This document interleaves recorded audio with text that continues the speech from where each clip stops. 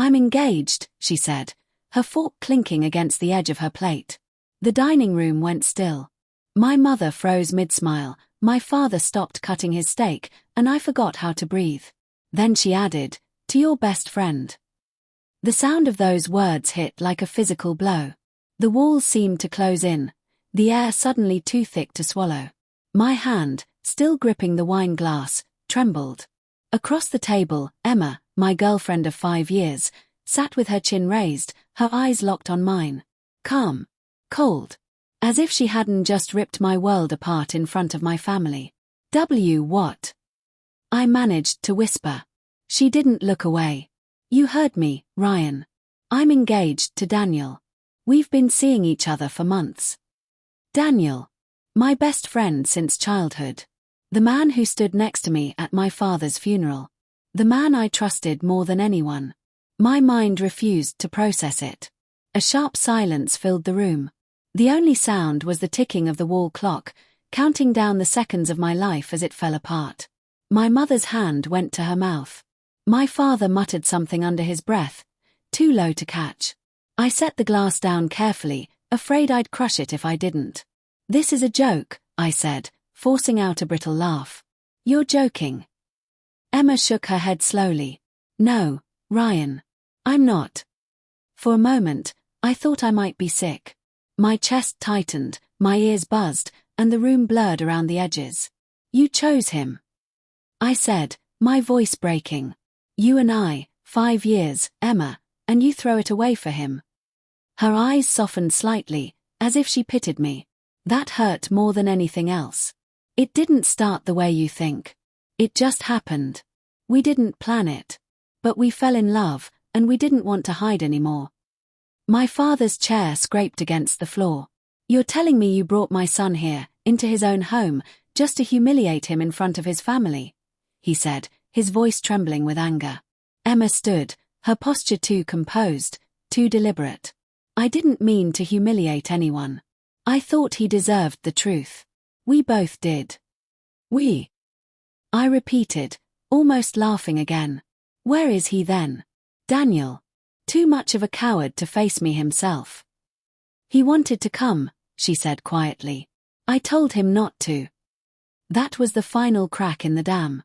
I pushed my chair back so hard it toppled over, clattering against the floor. You told him not to. You think you're protecting me by letting me find out like this? In front of my parents. Her eyes glistened, but no tears fell. She didn't cry, she never did. I think that's what made her betrayal so unbearable. Even now, she looked calm, almost serene, as if this were just another uncomfortable conversation she had to endure. I couldn't lie anymore, she said softly. I wanted to scream. Instead, I turned and walked out of the dining room, the sound of my father's voice following me, sharp, furious, protective. I didn't stop until I reached the porch. The night air hit me like a slap, cold and biting. I leaned against the railing, gripping it until my knuckles went white. Behind me, through the window, I could see Emma still standing there, hands clasped in front of her like she was the victim. My mother looked heartbroken, my father livid. I watched as Emma finally turned, picked up her coat, and left without another word. I didn't move for a long time. My body was numb, my mind replaying the moment over and over like a cruel loop. I'm engaged to your best friend. Every time I heard it again, it cut deeper. When I finally went back inside, my parents were waiting. My mother tried to touch my arm, but I pulled away. Don't, I said quietly. I just need to be alone. That night, I didn't sleep. I sat on the couch, staring at my phone, half expecting a message from Daniel. Something, anything, to explain. To make it make sense. But the phone stayed silent. At 3 a.m., I couldn't take it anymore. I called him. It rang 3 times before he answered.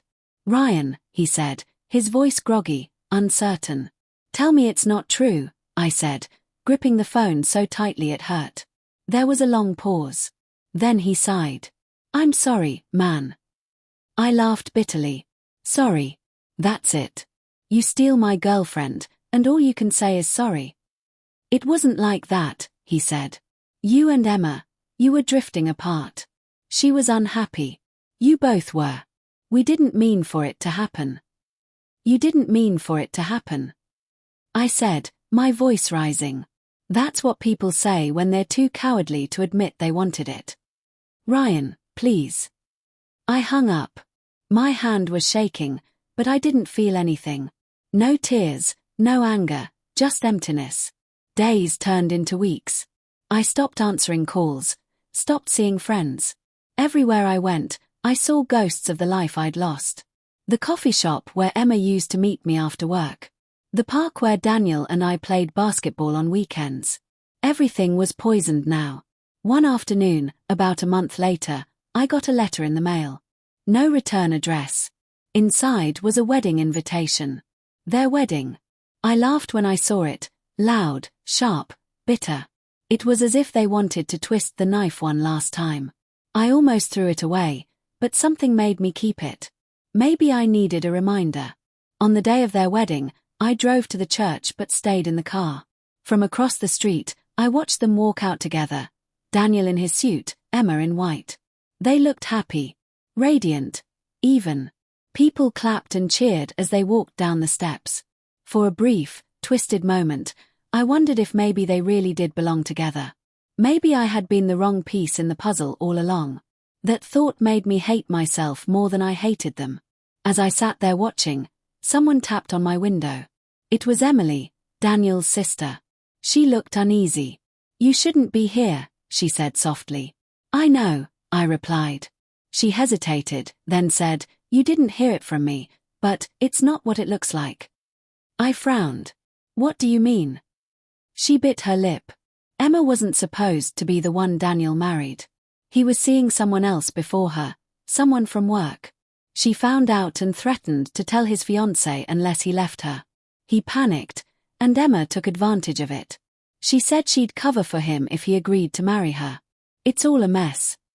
I stared at her, my mind reeling. So, what, you're saying they're both lying to each other?